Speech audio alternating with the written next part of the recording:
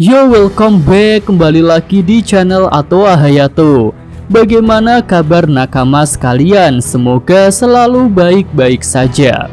Chapter 1072 akan rilis resmi pada tanggal 22 Januari. Ya, masih cukup lama. Tapi untuk sop-sopannya mungkin akan rilis pada tanggal 16 atau 17, yaitu pada hari Selasa atau Rabu depan. Kemudian untuk chapter 1071 yang lalu bisa dikatakan memuat banyak informasi. Nah, untuk menantikan chapter depan rilis, Mimin akan berikan prediksi tentang alur cerita yang mungkin muncul di chapter 1072 mendatang. Oke lah, tanpa basa-basi lagi, langsung aja kita masuk ke pembahasannya. Bagian akhir chapter lalu menunjukkan keberadaan Monkey D. Garp di pangkalan Angkatan Laut G14.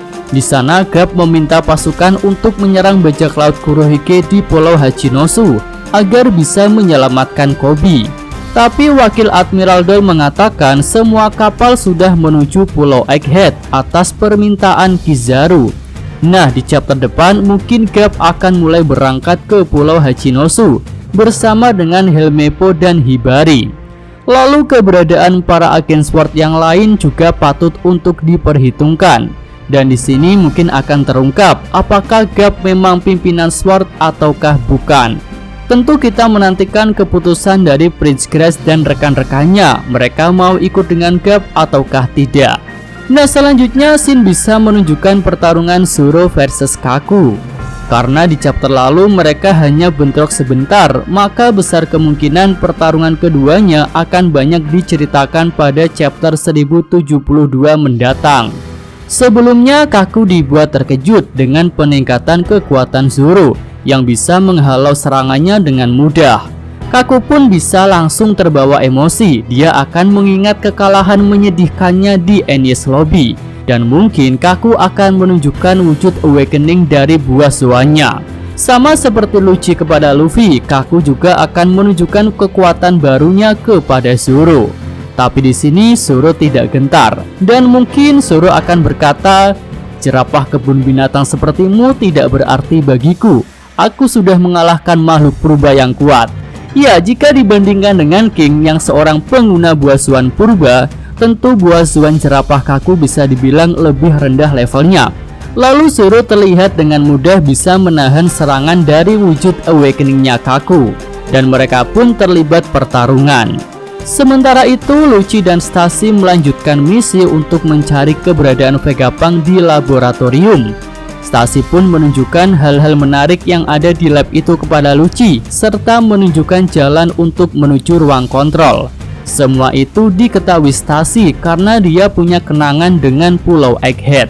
Lalu scene bisa berpindah ke lokasi para kru topi jerami. Mereka melihat dari monitor bahwa para CP0 sudah masuk ke dalam lab.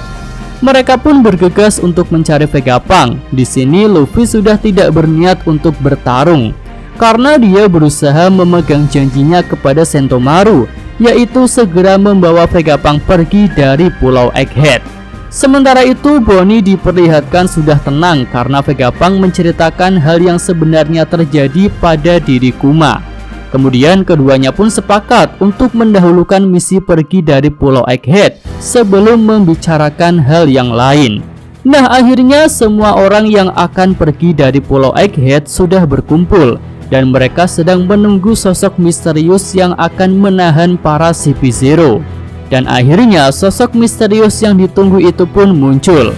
Hal itu membuat Lucci dan Stacy terkejut karena dia tak mengira bahwa Vegapunk minta bantuan kepada orang itu. Sosok yang membantu Vegapunk adalah orang yang sudah lama bekerja untuk pemerintah dunia seperti Sentomaru, dan dia juga punya hutang budi kepada Vegapunk di masa lalu. Tapi di sini mungkin kita belum akan ditunjukkan wajah dan identitas dari sosok misterius itu. Oke, lanjut, scene berikutnya mungkin akan menunjukkan keberadaan Admiral Kizaru. Di sini Admiral itu diperlihatkan sudah memasuki pintu masuk Pulau Egghead dan dia pun disambut oleh para monster laut buatan, sama seperti kru topi jerami dan juga para CP0. Tapi para monster besi itu tentu tak bisa berbuat apa-apa di hadapan Kizaru. Hanya dengan beberapa tembakan laser mereka semua bisa dihancurkan. Nah, setelah itu Admiral Kizaru menghubungi Wakil Admiral Dole untuk menanyakan posisi kapal perang yang sudah dia pesan.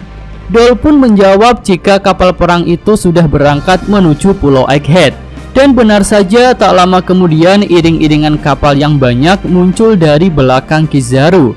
Lalu scene berikutnya bisa menunjukkan keadaan markas G14. Di sini Tashigi tampak terkejut setelah tahu bahwa Dr. Vegapunk akan dihabisi.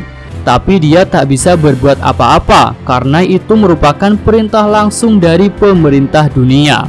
Dan Admiral Kizaru juga sudah turun tangan untuk menyerang Pulau Egghead.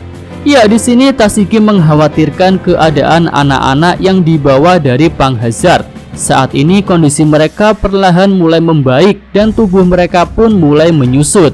Tapi jika Vegapunk dihabisi, maka pengobatan yang dijalani oleh anak-anak itu akan terhenti. Dan jika sudah seperti itu, nyawa mereka akan terancam. Nah, kita sampai pada scene terakhir. Di sini mungkin kita akan kembali diperlihatkan pertarungan antara Zoro versus Kaku yang bisa menjadi cerita utamanya. Di sini Zoro sudah mengalirkan Hausoku Haki di ketiga pedangnya, sama seperti ketika Zoro bertarung melawan King. Kaku yang sudah menggunakan wujud Awakening jadi terkejut dan bahkan ketakutan dengan aura Zoro dan pedang Enma. Akhirnya serangan Ashura Zoro yang berhasil membuat luka permanen di tubuh Kaido dilancarkan ke arah Kaku. Serangan itu pun telak mengenai Kaku dan langsung membuatnya tumbang. Kaku pun mengingat saat dia dikalahkan dengan teknik yang sama di Enies Lobby. Perbedaan kekuatan Zoro dan Kaku saat ini memang sudah terlalu jauh. Oke, itu aja prediksi Mimin untuk alur cerita di chapter depan. Jika nakama sekalian punya pendapat lain yang lebih bagus, bisa tulis pada kolom komentar. Yosa Mimin Atwa Hayato, terima kasih.